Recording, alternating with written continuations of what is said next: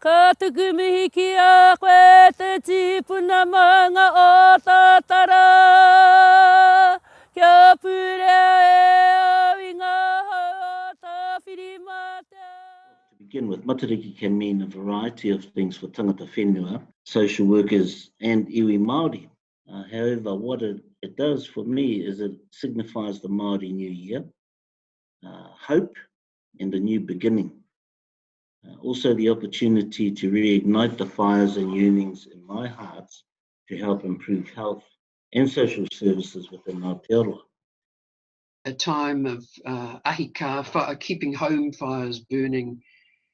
Maybe that means it's a time for more social workers to be talking and talking to each other about what needs to be happening and gathering support from each other. We learn about the Te Ao Maori worldview in the universities, often governing a lot of the theories and practices, theories and models that we use as practitioners in our universities. But being able to take them off the page and make them work or be real is the key. And I think that it's important that we keep thinking about kaitiakitanga and what it means when we are doing kaitiakitanga.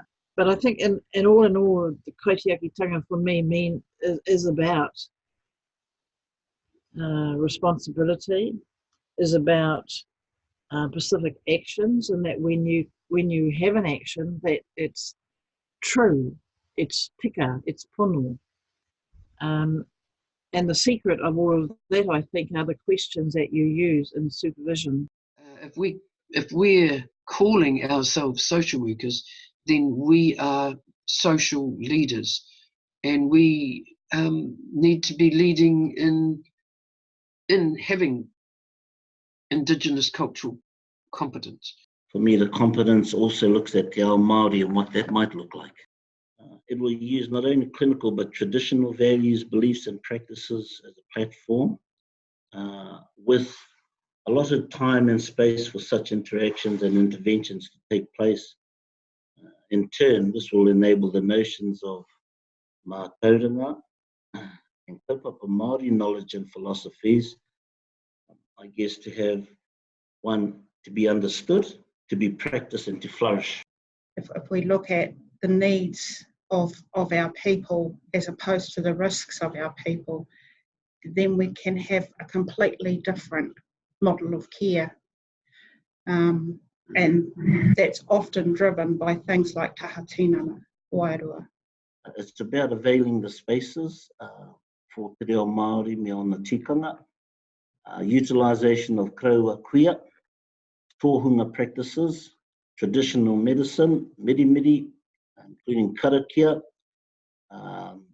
walks and trips into the ngahere or the bush, even taking our people to the moana to get pipis. You know, those are all forms of therapy and healing processes for natural healing processes for Māori.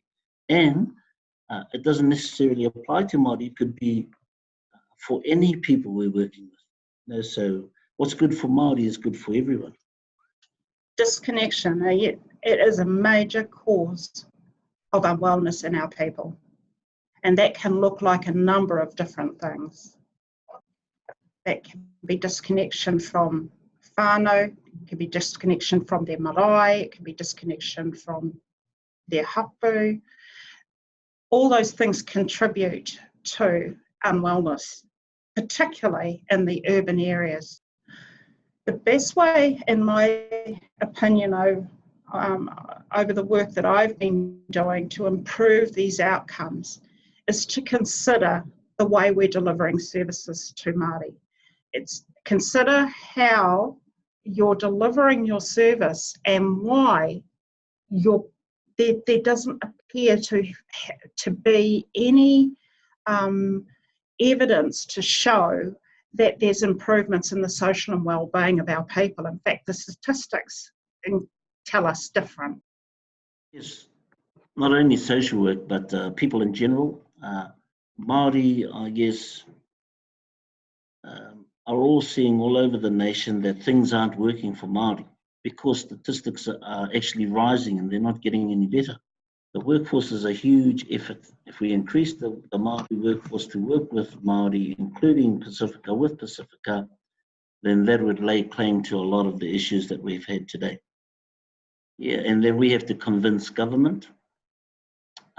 We have to, I guess, lobby for all sorts of things in order to try and change the so-called system to suit our needs.